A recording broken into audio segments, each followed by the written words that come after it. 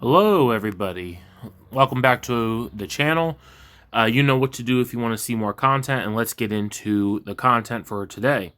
So, SEC Commissioner Caroline Crenshaw has decided to, at least at face value, betray the interests of the common people. And by common people, I mean the vast majority of the retail market and virtually no institutions whatsoever. Now, I want to go through this statement, and I just want to highlight a few things that I was thinking about in my first impressions of Caroline Crenshaw's statement, because truth be told, as somebody who holds XRP, I want XRP to do well, and I will admit my bias, my psychological, bias in this situation. So I'm not going to read it line by line, but what I am going to do is highlight a few things that it leads someone to think a certain way.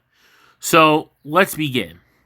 So it says, today the commission announced a settlement which calls for the return to Ripple of over $75 million being held in escrow and to vacate the court-issued injunction requiring Ripple to obey the law. Now, let's stop there for a minute. You're going to notice this term law quite a bit throughout the rest of this article. So let's go throughout the rest of this and you'll see what I mean. All right, now if I can get rid of my marker so I can continue the video. There we go. So let's see what else it says. So she says this is not a settlement I can support. First, the settlement undermines the court's order. It raises. I'm sorry, I can't think today. The civil penalty ruling as well as the court-imposed injunction. The agreement states that neither the SEC nor Ripple will seek to vacate or amend any part of the district court's summary judgment ruling. If, however, Ripple decides tomorrow to sell unregistered XRP tokens to institutional investors in plain defiance of the court's order, this commission will do absolutely nothing about it. There will be no enforcement of the law. You see that term again. So let's stop there for a minute. So in the beginning, it mentions that this order is meant so that Ripple does not have to obey the law. But the thing is that in most situations, Ripple was not breaking the law to begin with. I mean, so what Brad Garlinghouse had said in the about a lot of his commentary during the entire SEC case was that they won on everything that mattered.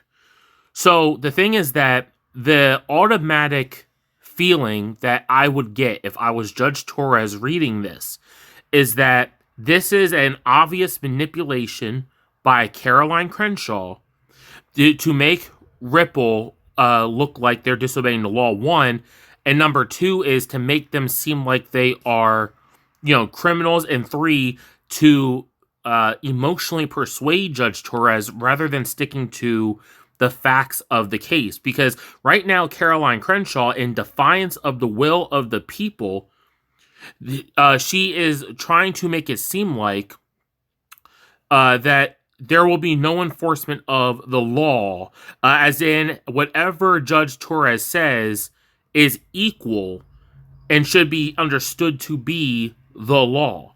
See, the phrase of quote the law end quote, if you put these two words into quotation marks, I can't draw any circles. The problem with the phrase the law is that usually government talks in code to other government officials. Namely, this high-ranking government official is trying to impose the phrase the law to equate an anti-crypto stance. So in other words, at face value, this looks like that anything that's not Bitcoin or Ethereum must be dealt with as it does not support the law. You see that? So it makes it seem like if you're Ripple and you're investing in XRP, you are not obeying the law. Again, so let's see this. Let's see what Caroline Crenshaw says, and I'm almost going to guarantee that at some point along the lines, Caroline Crenshaw was approached by the anti-crypto faction of Elizabeth Warren and her, people who are on her side. So let's see what else it says. It says in the third paragraph, it says, second, the settlement undermines the SEC and its enforcement program. Well, there you have it. I can't draw a box, but there you have it. That would explain why these people are so mad. It says it subverts the clear and honest application of the facts of the law. Now, let's review that for a minute. It says honest application of the facts to the law. Again, so is it to the law that's actually on the books? No. And you know why it's not this actual law that's on the books? Because there's nothing about cryptocurrency in either the Constitution or the current law books, because we're still waiting for those regulations that will catch modern day law with the 21st century. So as of this moment in time, what is it, May 9th, May 10th, 2025, there still is no explicit law of the matter. And this is exactly out of the playbook of the anti-crypto faction and Gary Gensler, respectively, that they wanted to take XRP out of the running. Now, remember my video from yesterday. If $700 trillion were to immediately be tokenized on the XRP ledger, according to Grok 3, this would instantly, with a circulating supply of 58 billion, take XRP to 12 grand. That's a lot of middle fingers that's being flipped to the workforce at that point. That's a lot of people saying, I'm not obeying you anymore. I'm rich. I'm leaving. So the thing, the part of the matter is that Caroline Crenshaw here is trying to still, after this case has already been adjudicated, there's still, through Caroline Crenshaw being the puppet, whether she knows it or not, she's still trying to persuade Judge Torres that it's the SEC who's on the honest side of the law.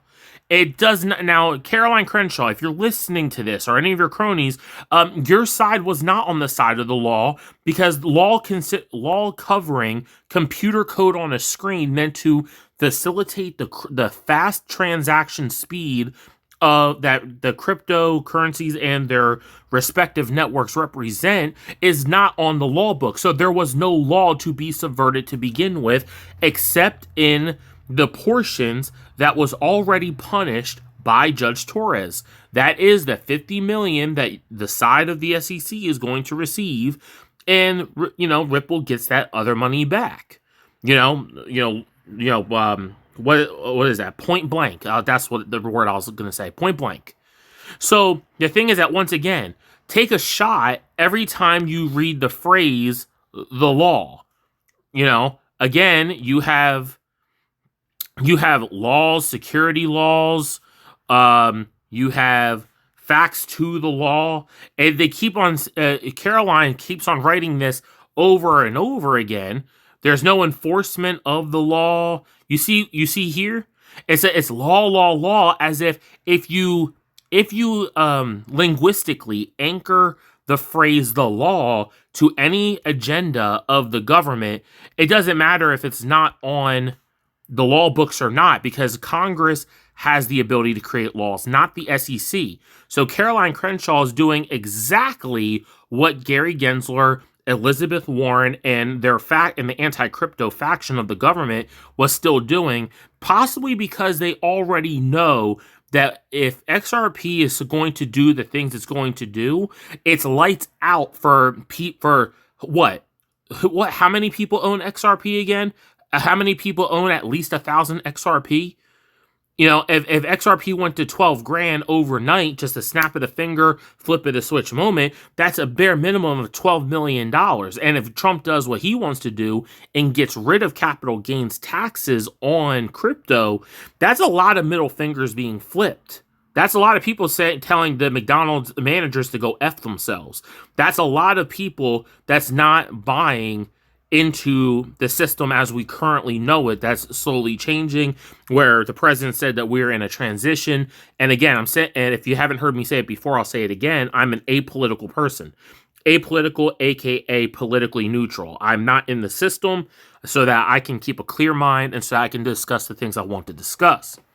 So, going through the rest of this statement, so let's see what else Caroline Crenshaw is saying. So the settlement is part of a broader programmatic shift to dismiss our registration cases in the crypto context. No, it is not, Miss Crenshaw. No, it's not. It says dismiss our registration. No, because XRP in of itself is not a security. When you buy into XRP, you're not buying into Ripple. This has been proven over and over and over again. So the thing is that they're still trying this even though they lost. This is like a baby kicking and screaming in bed because they had their rattle taken away. Do people even get rattles in 2025? Anyway, it's like you're kicking and screaming that you're taking a baby's iPad away, and it's like you already lost. It says, in remodeling our legal stance in this area, we have pointed to a new regulatory path that the agency will purportedly pursue based on the work of the SEC's crypto task force.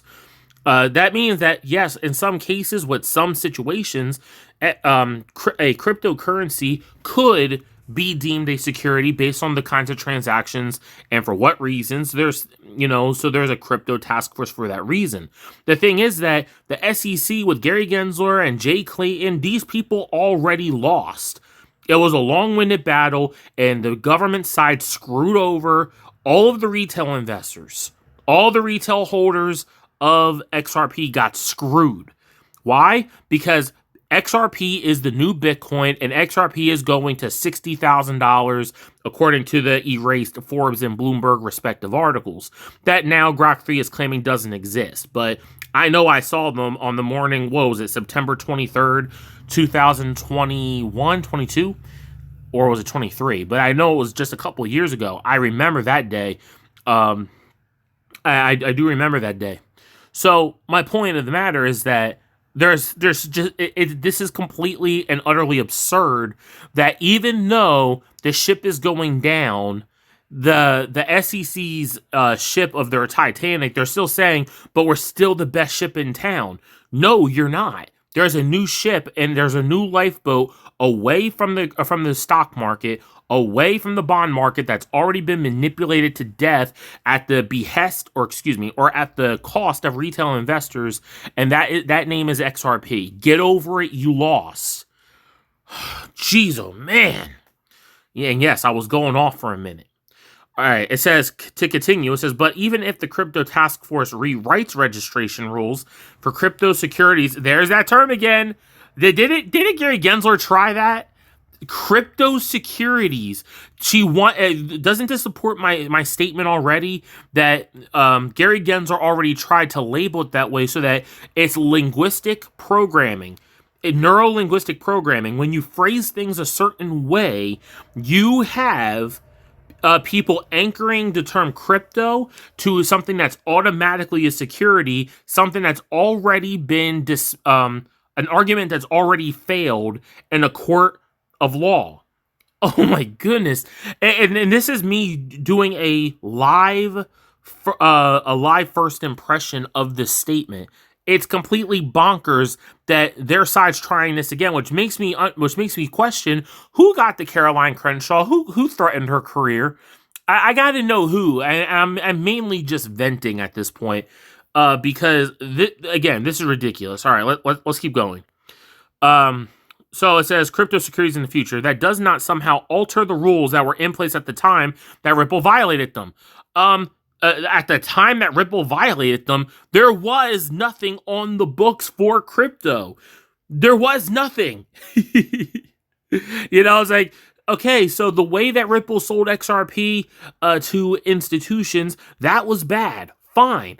In fact, most of the XRP community, as far as I've heard, correct me if I'm wrong, but like, fine. But when you sell it to us, we had no idea if we were buying securities or not. We saw a token. We saw potential for it to have life-changing wealth. We were completely ignorant as to the mechanisms behind the scenes. SEC, Caroline Crenshaw, what the heck are you talking about? Again, this is gaslighting at its finest, people. It says, further, we have no hint of what those future rules might look like or how long it will take to put them in place, if ever.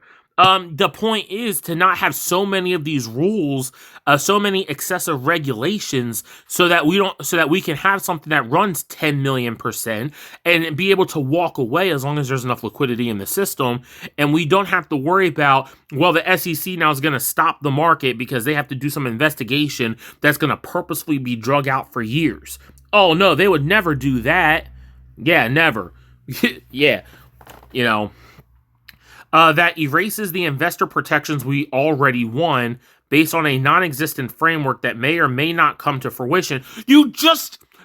see, this reinforces my point even more. So get this. It says, based on a non-existent framework. So you're admitting, Caroline Crenshaw, that there is no existing framework in the law already. It's like, she just went ahead and said, based on a non-existent framework. Why would you even need to use that phrase? So because we need regulations for both stablecoins and cryptocurrencies to ensure that nobody gets defrauded out of their money without the ability of the government to do a crackdown, mass punishment, and to end up like SBF in prison for a good chunk of their lives, if not the rest of their lives. So it says, it erases the investor protections we already won based on investor protections for institutions based on a non-existent framework that may or may not come to fruition. That's an oxymoron, right? So if something comes to fruition, that means that the framework exists. If it doesn't come to fruition, that means the framework never existed. And if that framework is not in existence in this scenario that Caroline Crenshaw describes, that means it is not in place now. Why? Because of the phrase, let me get the marker back out. Look like or how long it would take to put them in place. So you're admitting that the regulations for crypto already do not exist, which means you're also admitting that the SEC has no authority. You're trying to make it sound like the SEC has authority while simultaneously acknowledging that the legal framework that you claim that you already won is already in place. That doesn't make any sense. It says this creates a regulatory vacuum with no end in sight. That does not an enforcement program make. Exactly! With a regulatory vacuum with no end in sight. Do you understand what you're saying? You're already admitting that the regulations that would give the SEC power outside of institutions and how it's sold does not exist. So as in, you're admitting that the SEC has zero authority. This is completely like riding me up a wall. Oh my god. This really pisses me off, bro. Whew. In the meantime, the settlement joins a line of dismissals that collectively erode the credibility of our lawyers. She really just said that. The credibility of our lawyers. You mean the guy in the IT department? She said, who are being asked to take legal positions today, contrary to the ones taken just months ago, as it stands in defiant contravention to the doctrine of regularity of government affairs. Now get this, people. The doctrine of regularity of government affairs.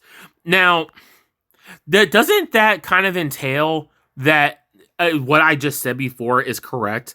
That however the government defines the law in their fees, that's what the law is. It doesn't matter what's on the books. The Constitution doesn't matter, because in this sense of crypto, there is nothing in the Constitution that was made for the United States, made by our founding fathers.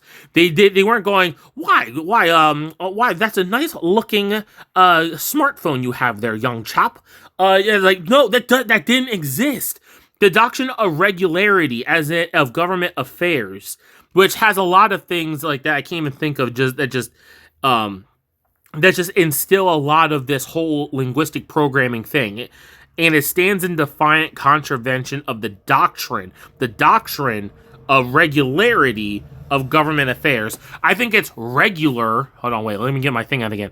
I think it's regular in government affairs to try enforcing things based on your feelings and not the law. And it's been proven multiple times that we do indeed have a two-tier justice system. So I think it's completely bonkers that the doctrine then becomes whatever Elizabeth Warren feels, whatever Gary Gensler feels, whatever Jay Clayton feels. And then you find out, and then the government hides so much information that would make them look bad, where any judge that was actually doing their job would take the side opposite of the government instantly. Because imagine if you're in the hot seat and you have evidence that makes you look guilty. Isn't that called obstruction of justice? I had so many things for the phrase doctrine of regularity of government affairs, and I already forgot most of it because I was already so mad. Like that. Whew. All right, let's continue.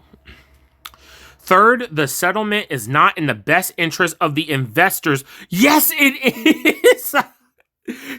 So Caroline Crenshaw wants the judge and for the XRP community to actually believe that the settlement is not in our best interest, that it's somehow in our best interest to keep the price down because, XRP has a technology far superior to Ethereum and Bitcoin in every single way, with the exception of the supply. So she, again, neurolinguistic programming at its finest. This is linguistic programming.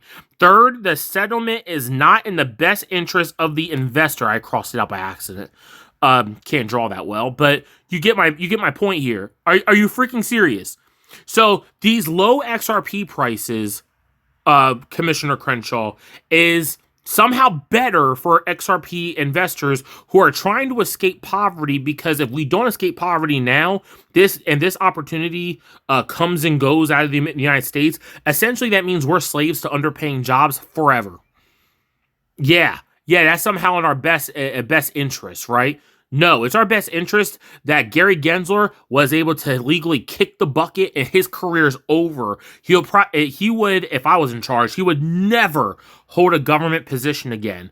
It says, best interest of the investors and markets. Yeah, you know how Jay Clayton files a lawsuit and XRP tanks for like a good, 4.5 years straight. That's what you're telling me? That it's in the market's best interest? Yeah, okay. Investors and markets that our agency is tasked with serving and protecting. You mean serving and protecting Wall Street? You mean trying to psychopathically protect us from life-changing wealth because we just won't know what to do with all that money, so we need to give it to Wall Street and we need to keep you enslaved. 401ks, anyone? Because if you ever run into an emergency that's virtually guaranteed because the government screws everything up, we're going to penalize you for taking the money out. Giggity goo. Just get rammed right up the sphincter. Oh my goodness gracious, man. It creates more questions than answers. But I think XRP Army has no questions. Actually, the only question I have is, why do you still have a job? That's what I'm wondering.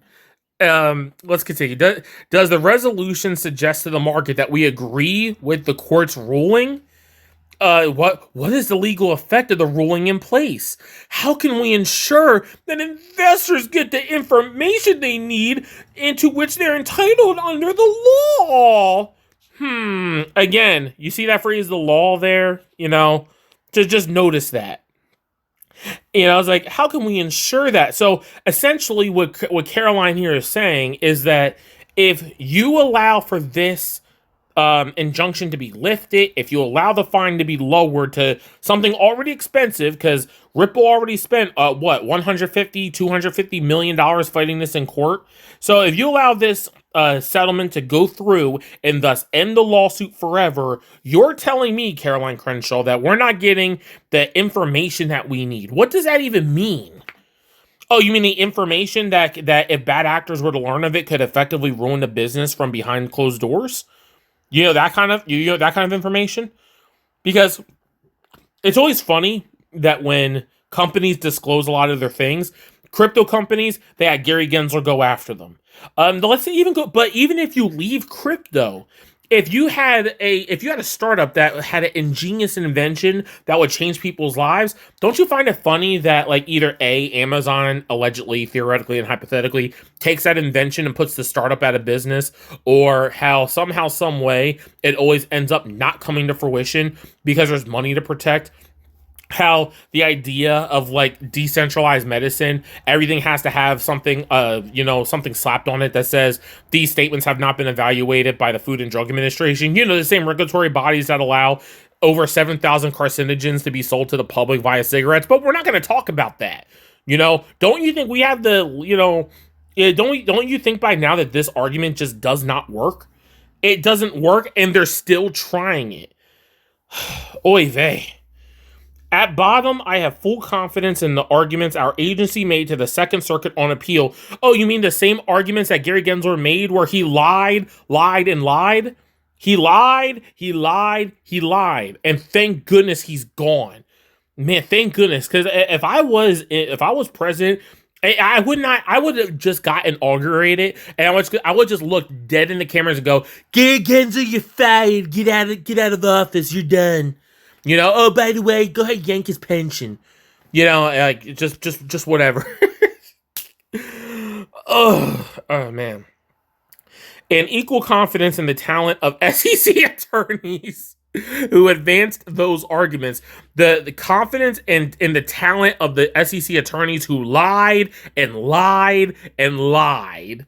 What motivates my dissent today. No, what motivates your dissent is that there's tons of people who stand to benefit from the one time in American history where retail beat the institutions to the market. To the crypto. We beat the institutions. Do you really think Caroline Crenshaw would actually be dissenting if the banks had gotten into XRP at like 1 to 10 cents? No, because they would have 20x their money by looking at today's prices. In fact, they wouldn't have even been having XRP crawl up like a stock. They probably would have snapped their fingers and XRP would have already been at 100K, just like they did the Bitcoin. I know I'm not saying it went from 0 to 100K. I'm just saying those big price increases, we should have already been hypothetically in the 5 figures if everything was put in place and retail was completely ignorant. And the one time that we defeat the institutions, the ones that are inextricably linked to the politics and how they can buy things out. Because remember, putting out articles about XRP investors are leaving XRP and they're getting this coin instead, that failed. Bad news about the XRP case throughout the last 2.5 years of the case, that failed. Saying that Bitcoin will forever be better than XRP, that failed.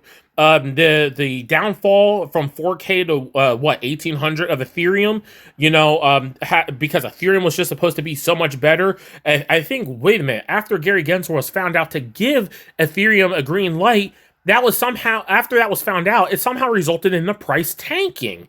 As a matter of fact, when Gary Gensler decided to do the rug pull and say Ethereum might very well be a security, it fell and it never came back. Now, do I think there's other things in play about that? Sure. But I'm just making a point here. That the one time that XRP holders defeat the institutions, the banks, the central banks that handle trillions of dollars, that's the one time where there's so much dissent. But I don't hear Caroline Crenshaw ever talking about how investors in retail market who obey the law, somehow they get screwed by Wall Street in every single case because there is insider trading with the stock market. No one ever gets punished. Cough, cough, Nancy Pelosi, cough. Allegedly, theoretically, and hypothetically, because I'm apolitical. It just so happens that it doesn't matter that we have it just somehow is irrelevant to the SEC that we somehow defeated the institutions. We defeated BlackRock, we defeated Fidelity, Vanguard, and all those big wigs. We defeated every single politician that we can think of, and somehow, some way, that just isn't part of her true feelings about why this is being written. Yeah, I don't think so. Our agency is, I fear, worried that the appellate court would issue a sound ruling that agreed with the legal arguments already laid out by the commission that would undermine the agency's new apparent mission of dismantling our crypto enforcement program and eroding investor protections. For these reasons, I cannot support our settlement. I urge the courts to take a long, hard look at the commission's attempt to claw back the meritorious, I can't pronounce that, the claims it previously made and gut its own enforcement program from the inside out. Okay, Caroline Crenshaw, hear me out here. So you said you fear, our agency is worried that the appellate court would issue a sound ruling that agreed with the legal arguments already laid out by the commission? That doesn't even make any sense. But the next thing is, the next sentence, it says, dismantling our crypto enforcement program and eroding investor protections. Your side did that. You're not protecting retail, you're protecting the power players whose power structure is at stake here. If we get a 5-figure XRP, you're effectively, their power is done, but not by one person, but by the combined buying power of everyone who cashes out. It forces BlackRock and other institutions to buy at a massive premium if they want to see any money multipliers for Gen Z and beyond. And the thing is, it says that undermine the agency's new apparent mission of dismantling our crypto enforcement program. Aren't you supposed to already be dismantling the enforcement by whatever that thing is called, where you sue someone? Regulation by enforcement. I think that's what it's called. I have a lot of things on the tip of my tongue when I'm recording live. So if this is just completely bonkers, I know I ranted long enough. This is my reaction. This has me furious. Let me know what you guys think down below. This is completely bonkers. I'm out.